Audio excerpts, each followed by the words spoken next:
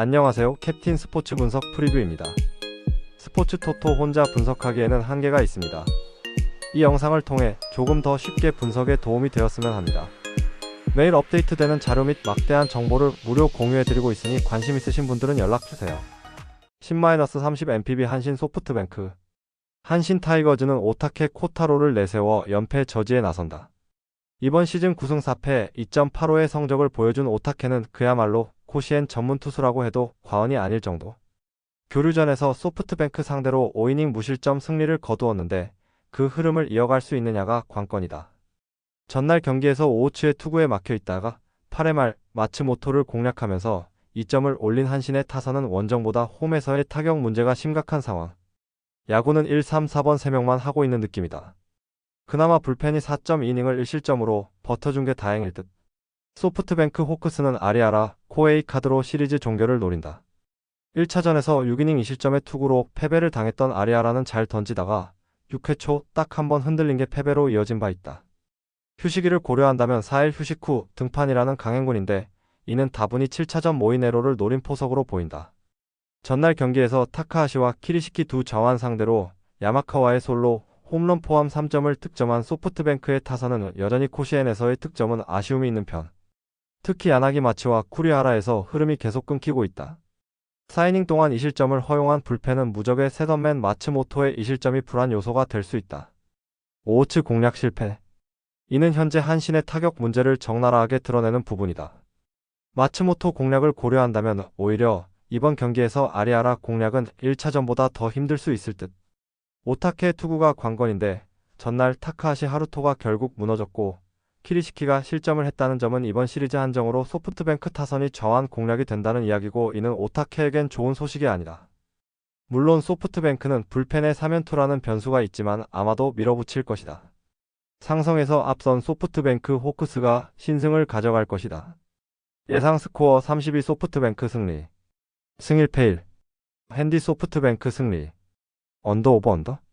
10-30 KBO 한화 LG. 한화는 라이언 와이스카드로 연승에 도전한다.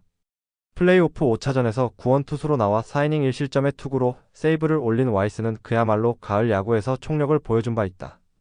금년 LG 상대로 강점을 보여주었는데 전날 폰세의 투구를 고려한다면 기대의 여지는 있는 편. 전날 경기에서 손주영에게 막혀 있다가 8회 말 송승기와 유영찬을 공략하면서 무려 1이닝 6점을 몰아친 한화의 타선은 드디어 타격이 살아날 기미를 보여주었다는 게 고무적이다. 다만 3개의 빗맞은 안타가 없었다면 이야기는 달랐을 듯. 3이닝을 1실점으로 버틴 불펜은 김서현의 자신감 회복이 반갑다. LG는 요니 치리노스가 드디어 마운드에 오른다. 10월 1일 NC와 홈 경기에서 4이닝 3실점의 부진한 투구로 패배를 당했던 치리노스는 시즌 마지막에 흐름이 영 좋지 않았다. 원래 2차전 선발 등판 예정이었다가 담으로 인해 등판이 밀렸는데 컨디션이 정상이느냐부터 고민해야 할 레벨이다. 전날 경기에서 폰세와 한승혁 상대로 김현수의 솔로 홈런 포함 3점을 올린 LG의 타선은 하나의 불펜을 효율적으로 공략하지 못한 게 결국 패배로 이어지고 말았다. 1차전과 다르게 득점권의 부진이 터진 게 아쉬운 부분. 8회 말에만 6점을 허용한 불펜은 송승기의 피로도 문제가 결국 패배를 불렀다고 해도 좋다. LG가 3승째를 가져갈 것 같았던 경기는 불펜이 무너지면서 대역전패로 바뀌고 말았다. 하지만 일방적으로 한화가 좋다고 말하기도 힘든 게 빗맞은 안타 러시가 대단히 많이 나왔기 때문. 만일 김태형과 문현빈의 타구가 조금만 더 나갔어도 동점은 되지 않았을 것이다. 일단 와이스와 치리노스의 대결은 막상막하에 가까운 편. 이번 경기는 후반전이 포인트인데 이번 가을 야구에서 한화의 타선은 2경기 연속 터진 적이 단 한 번도 없었고 결국 이 점이 승부를 가를 것이다. 후반에 강한 LG가 신승을 가져갈 것이다. 예상 스코어 65 LG 승리. 승 1패 1. 핸디 한화 승리. 언더 오버. 10-30 V-리그 남자부 KB손해보험 OK저축은행. KB손해보험. KB손해보험은 세터의 볼 배급이 정교하고 시선 유도로 상대 블로커를 끌어내는 기술이 탁월하다. 이 순간 비에나가 반대 코너로 침투하며 공격 루트를 확장하고 한 박자 빠른 타이밍으로 마무리한다. 야쿠브는 중앙에서 속공 타이밍을 맞추며 상대 블로킹의 균형을 깨고 나경복은 측면에서 오픈 공격으로 템포를 유지한다. 이준영은 리시브 안정성을 바탕으로 후위에서 세터 연결을 매끄럽게 이어가며 전체 전개를 유연하게 만든다. KB손해보험의 공격은 단순히 강타에 의존하지 않고 세터와 윙스파이커의 리듬이 맞물린 입체형 전술로 완성된다. 비에나의 파워풀한 백어택이 뒷받침될 때 팀의 전체 템포는 한층 가속된다. 또한 수비 전환 시에도 빠른 블로킹 리커버리를 통해 리듬 손실을 최소화한다. 이러한 전환 속도가 유지되면 KB손해보험은 홈에서 경기 흐름을 완전히 장악할 수 있다. OK저축은행 OK저축은행은 디미트로프의 공격력이 뛰어나지만 세트 후반으로 갈수록 체력 소모가 빠르게 나타난다. 정광인은 리시브와 수비에서 높은 기여도를 보이지만 공격 템포가 다소 느려지는 구간이 존재한다. 초대에는 블로킹 타이밍이 뛰어나지만 속공 커버 시 중앙 이동 반응이 늦어지는 경향이 있다. 박창성은 세터와의 합이 일정하지 않아 트랜지션 과정에서 미세한 템포 차이가 발생한다. OK저축은행은 초반에는 강한 서브로 분위기를 잡지만 세트가 길어질수록 리듬이 단조로워진다. 리시브 라인이 흔들리는 순간 공격 루트가 급격히 좁아지고 속공 연결이 끊긴다.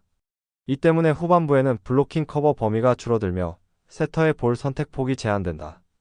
결국 정광인의 수비 집중력이 흔들리는 순간 전체 전개가 불안정해진다. 프리뷰.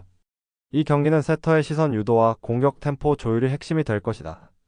KB손해보험은 세터가 블로커의 시선을 교묘히 끌어당기며 비에나가 반대 코너로 침투해 완성형 공격 루트를 만든다.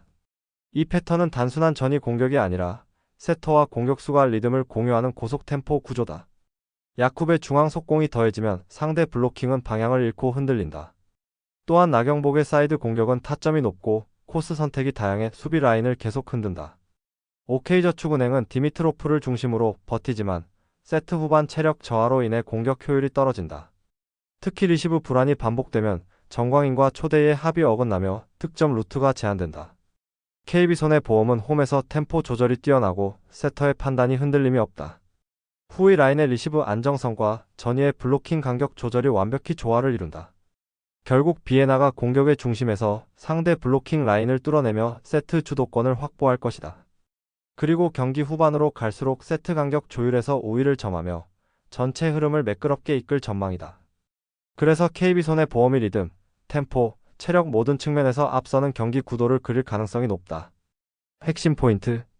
세터의 시선 유도와 비에나의 코너 침투가 결합된 공격 루트가 완성형 전술로 작용한다.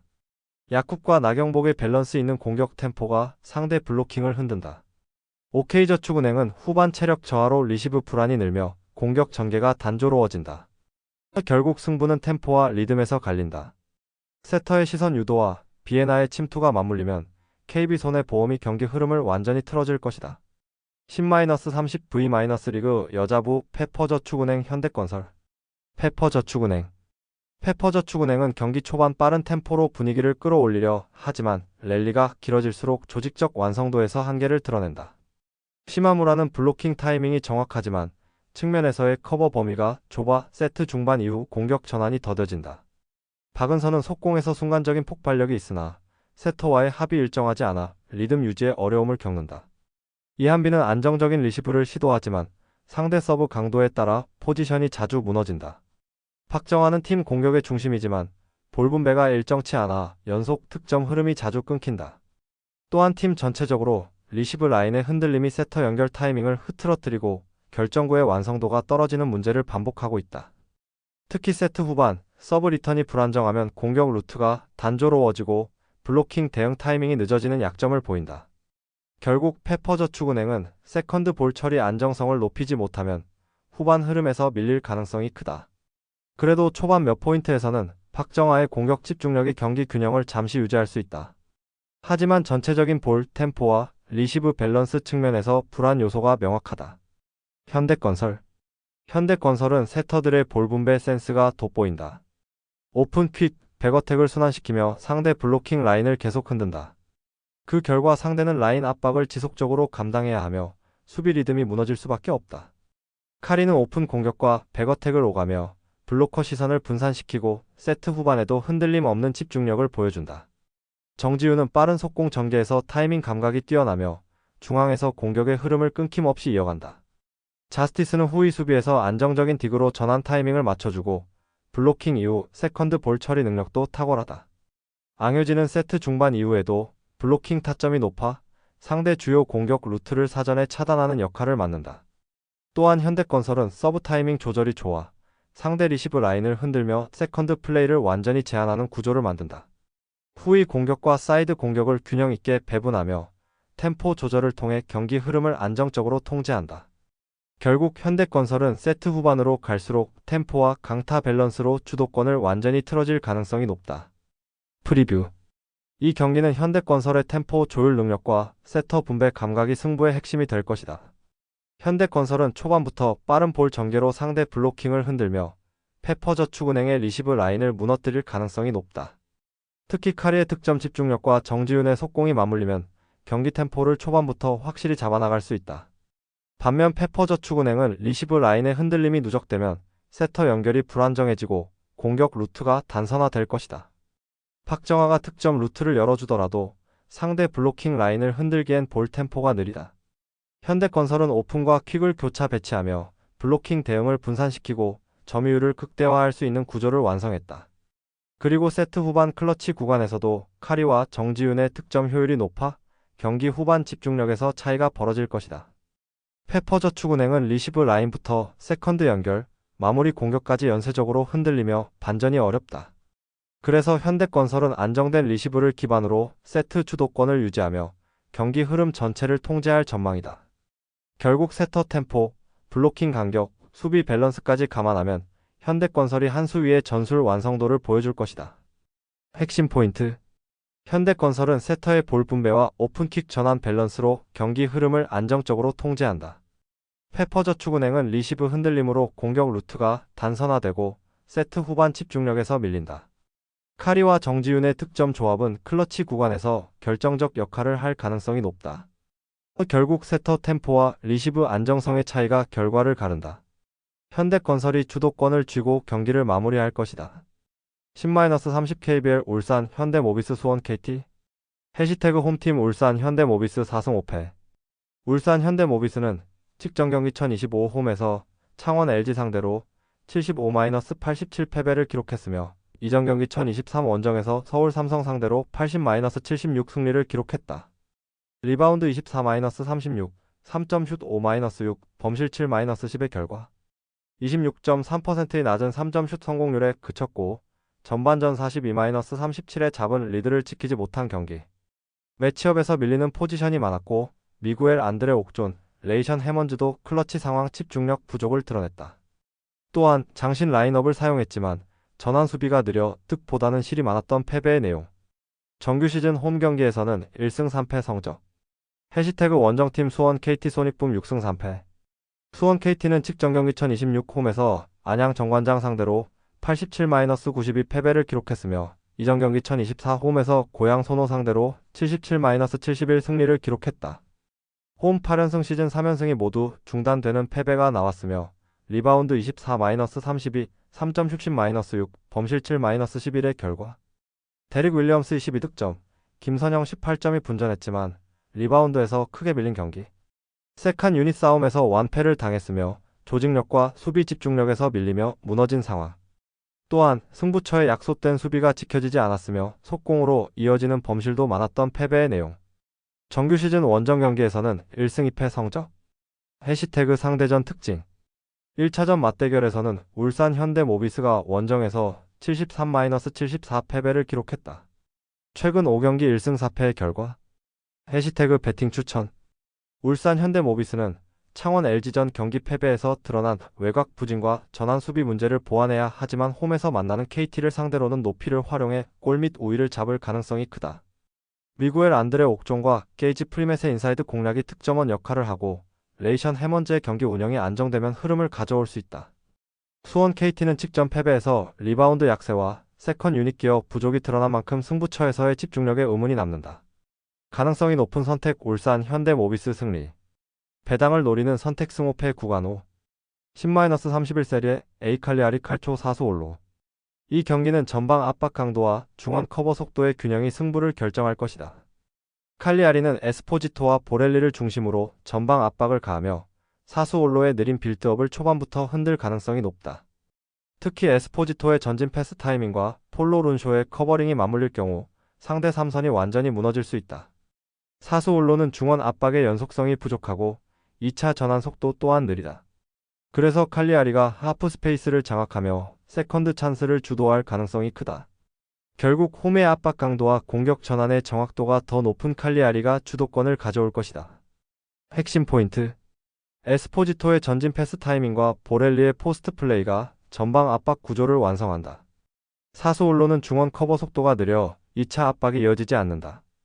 폴로 룬쇼의 커버링과 활동량이 경기의 밸런스를 잡는 핵심이다. 사수올로는 후방 전환 타이밍이 늦고 중원 압박이 느슨하다. 결국 칼리아리의 전방 압박이 경기 흐름을 장악할 것이다. 10-31 네덜란드 FA컵 스파르타 로테르담 FC 후로닝원. 이 경기는 세트피스 완성도와 집중력에서 갈린다. 스파르타 로테르담은 코너킥 루트에서 리우리첸의 킥과 반 베르언의 타점 높은 헤더를 결합해 득점 기대치를 끌어올린다. 토른스트라가 중원에서 볼 순환을 매끄럽게 이어주며 전방 자원들이 페널티존 안쪽으로 파고드는 타이밍이 완벽하다. 반면 후로닝원은 존 디펜스에서 포지션 정렬이 늦어 상대 장신 자원에게 공간을 내주는 경우가 잦다. 이 약점이 초반 세트피스 한두 번 만에 드러난다면 경기의 분위기는 완전히 스파르타 쪽으로 기울 것이다.